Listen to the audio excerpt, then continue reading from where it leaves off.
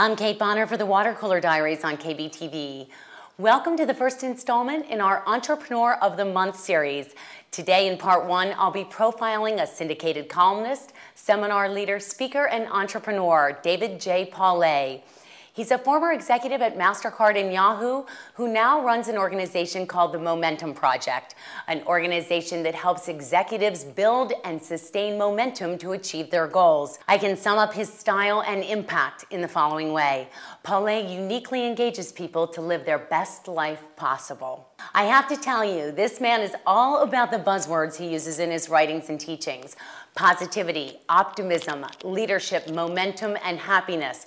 I had the opportunity to attend a workshop he hosted at the Village Academy, an elementary school in Delray Beach. Essentially, David instructs and inspires leaders, and in this case, he was teaching teachers, coaching them to put into practice the principles of what he calls strength-based leadership development.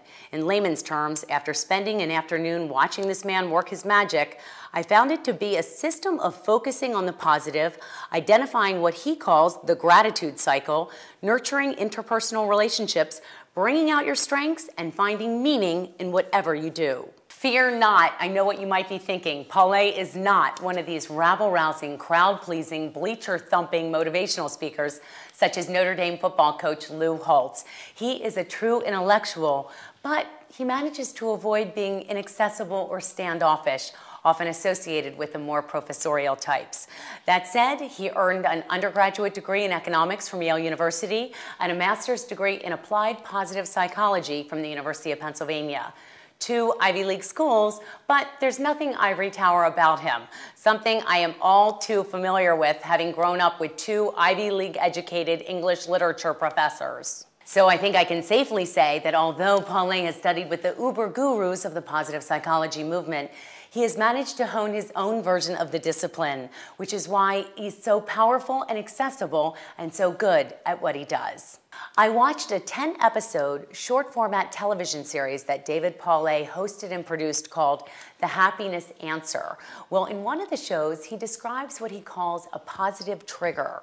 One day I was sitting in my office and I wasn't having a great day. I was, in fact, not feeling very good at all. Now, the first question that I think about and I ask people to think about is what happens when you're feeling down? Where do you look? Where do your eyes go? Well, they usually look down. You look down at the floor, and that's what I was doing that day. I was looking down at the floor. I wasn't feeling good. I can't even remember why, but I wasn't feeling good.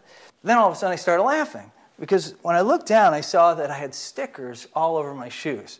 My little girls, and I had realized that my little girls had slipped stickers all over my shoes when I was kissing my wife goodbye that morning. And just thinking about my little girls slipping stickers on my shoes without my knowing made me laugh. And I really then started laughing, though, when I thought, where had I been all morning with stickers stuck all over my shoes? It's 11 o'clock in the morning, and where had I been with these stickers on my shoes? And it was at that moment I got it. The stickers on my shoes were a positive trigger for me. Just thinking about my little girls turned my day around, just like that. And I recognized that positive triggers are all around us. And we can tap them just like that. David told that exact same story at the seminar I attended at the school, and when he had concluded, he asked the teachers in the room to make a list of their positive triggers. Well, he asked me too. And the positive trigger I thought of was when I pop open my trunk and I see my bright pink boxing gloves in the corner because it reminds me of boxing, which I love.